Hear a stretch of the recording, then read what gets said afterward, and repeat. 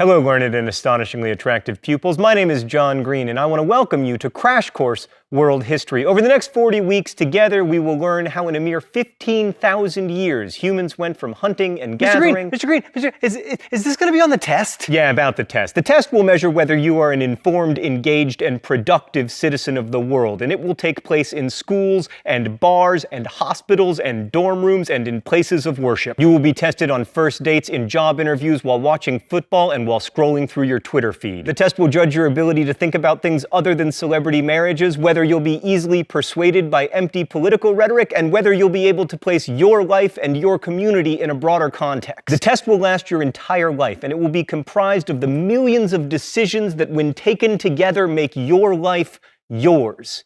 And everything will be on it. I know, right? So pay attention.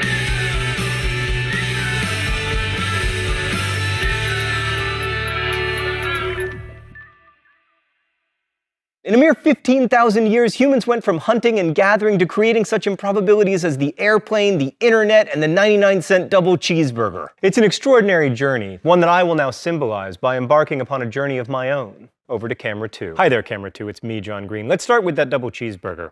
Oh, food photography. So this hot hunk of meat contains 490 calories. To get this cheeseburger, you have to feed, raise, and slaughter cows, then grind their meat, then freeze it and ship it to its destination. You also gotta grow some wheat and then process the living crap out of it until it's whiter than Queen Elizabeth I. Then you gotta milk some cows and turn their milk into cheese, and that's not even to mention the growing and pickling of cucumbers, or the sweetening of tomatoes, or the grinding of mustard seeds, etc. How in the sweet name of everything holy did we ever come to live in a world in which such a thing can even be created, and how is it possible that those 490 calories can be served to me for an amount of money that, if I make the minimum wage here in the US, I can earn in 11 minutes? And most importantly, should I be delighted or alarmed to live in this strange world of relative abundance? Well, to answer that question, we're not going to be able to look strictly at history because there isn't a written record about a lot of these things, but thanks to archaeology and paleobiology, we can look deep into the past. Let's go to the thought bubble. So 15,000 years ago, humans were foragers and hunters. Foraging meant gathering fruits, nuts, also wild grains and grasses. Hunting allowed for a more protein-rich diet, so long as you could find something with meat to kill. By far the best hunting gig in the prehistoric world, incidentally, was fishing, which is one of the reasons that if you look at the history of people populating the planet, we tended to run for the shore and then stay there. Marine life was A, abundant, and B, relatively unlikely to eat you. While we tend to think that the lives of foragers were nasty, brutish, and short, fossil evidence suggests that they actually had it pretty good. Their bones and teeth are healthier than those of agriculturalists, and anthropologists who've studied the remaining forager peoples have noted that they actually spend a lot fewer hours working than the rest of us, and they spend more time on art, music, and storytelling. Also, if you believe the classic of anthropology, Nisa, they also have a lot more time for scoodly pooping. What? I call it scoodly pooping. I'm not going to apologize. It's worth noting that cultivation of crops seems to have arisen independently over the course of millennia in a number of places, from Africa to China to the Americas, using crops that naturally grew nearby: rice in Southeast Asia, maize in Mexico, potatoes in the Andes, wheat in the Fertile Crescent, yams in West Africa. People around the world began to abandon their foraging for agriculture. And since so many communities made this choice independently, it must have been a good choice, right? Even though it meant less music and scoodly pooping. Thanks, Thought Bubble. All right, to answer that question, let's take a look at the advantages and disadvantages of agriculture. Advantage: controllable food supply. You might have droughts or floods, but if you're growing the crops and breeding them to be hardier, you have a better chance of not starving. Disadvantage: in order to keep feeding people as the population grows, you have to radically change the environment of the planet. Advantage: especially if you grow grain, you can create a food surplus, which makes cities possible, and also the specialization of labor. Like in the days before agriculture, everybody's job was foraging, and it took about 1,000 calories of work to create 1,000 calories of food. And it was impossible to create large population centers. But if you have a surplus, agriculture can support people not directly involved in the production of food. Like, for instance, tradespeople who can devote their lives to better farming equipment, which in turn makes it easier to produce more food more efficiently, which in time makes it possible for a corporation to turn a profit on this 99-cent double cheeseburger. This is delicious, by the way. It's actually terrible, and it's very cold.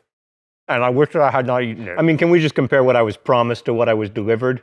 Yeah, thank you. Yeah, this is not that. Some would say that large and complex agricultural communities that can support cities and eventually inexpensive meat sandwiches are not necessarily beneficial to the planet or even to its human inhabitants. Although that's a bit of a tough argument to make coming to you as I am in a series of ones and zeros. Advantage, agriculture can be practiced all over the world, although in some cases it takes extensive manipulation of the environment, like, irrigation, controlled flooding, terracing, that kind of thing. Disadvantage, farming is hard. So hard, in fact, that one is tempted to claim ownership over other humans and then have them till the land on your behalf, which is the kind of non-ideal social order that tends to be associated with agricultural communities. So why did agriculture happen? Wait, I haven't talked about herders. Herders, man, always getting the short end of the stick. Herding is a really good and interesting alternative to foraging and agriculture. You domesticate some animals and then you take them on the road with you. The advantages of herding are obvious. First, you get to be a cowboy. Also, animals provide meat and milk, but they also help out with shelter because they can provide wool and leather. The downside is that you have to move around a lot because your herd always needs new grass, which makes it hard to build cities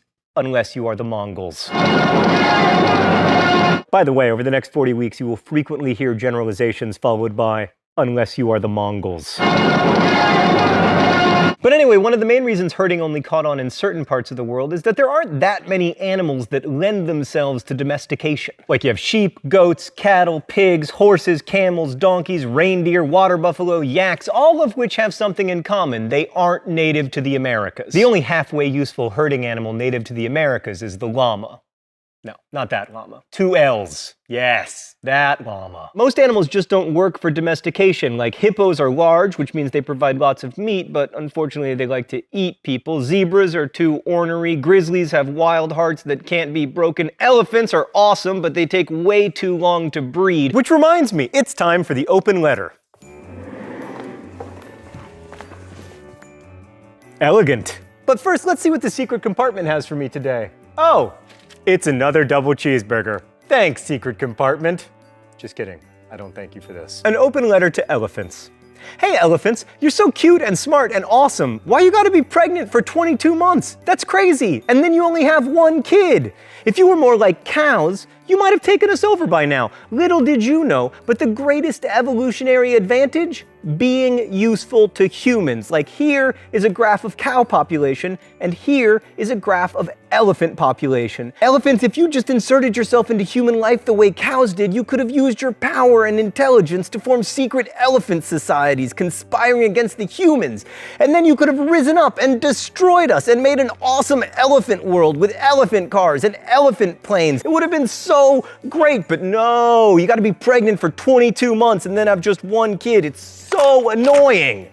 Best wishes, John Green. Right, but back to the agricultural revolution and why it occurred. Historians don't know for sure, of course, because there are no written records, but they love to make guesses. Maybe population pressure necessitated agriculture even though it was more work, or abundance gave people leisure to experiment with domestication, or planting originated as a fertility right, or, as some historians have argued, people needed to domesticate grains in order to produce more alcohol. Charles Darwin, like most 19th century scientists, believed agriculture was an accident, saying, "A wild and unusually good variety of native plant might attract the attention of some wise old savage." Off topic, but you will note in the coming weeks that the definition of savage tends to be not me. Maybe the best theory is that there wasn't really an agricultural revolution at all, but that agriculture came out of an evolutionary desire to eat more. Like early hunter-gatherers knew that seeds germinate when planted, and when you find something that makes food, you want to do more of it. Unless it's just food, then you want to do less of it. I kind of want to spit it out. Oop. Oh, that's much better. So early farmers would find the most accessible forms of wheat and plant them and experiment with them, not because they were trying to start an agricultural revolution, because they were like, you know what would be awesome? More food. Like on this topic, we have evidence that more than 13,000 years ago, humans in southern Greece were domesticating snails. In the Frankfurt cave, there's a huge pile of snail shells. Most of them are larger than current snails, suggesting that the people who ate them were selectively breeding them to be bigger and more nutritious. Snails make excellent domesticated food sources, by the way, because A, surprisingly caloric, B, they're easy to carry since they come with their own suitcases, and C, to imprison them, you just have to scratch a ditch around their living quarters. That's not really a revolution, that's just people trying to increase available calories. But one non-revolution leads to another, and pretty soon you have this, as far as the eye can see. Many historians also argue that without agriculture we wouldn't have all the bad things that come with complex civilizations like patriarchy, inequality, war, and unfortunately famine. And as far as the planet is concerned, agriculture has been a big loser. Without it, humans never would have changed the environment so much, building dams and clearing forests, and more recently drilling for oil that we can turn into fertilizer. Many people made the choice for agriculture independently, but does that mean it was the right choice?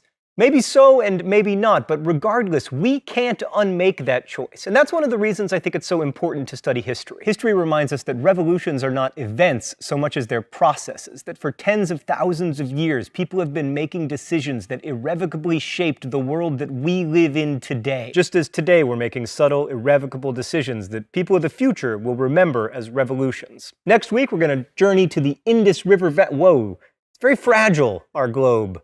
Like the real globe. We're going to travel to the Indus River Valley. I'll see you then. Crash Course is produced and directed by Stan Muller. Our script supervisor is Danica Johnson. The show is written by my high school history teacher Raoul Meyer and myself, and our graphics team is Thought Bubble. If you want to guess at the phrase of the week, you can do so in comments. You can also suggest future phrases of the week. And if you have a question about today's video, please leave it in comments where our team of semi-professional quasi-historians will aim to answer it. Thanks for watching, and as we say in my hometown, don't forget to be awesome.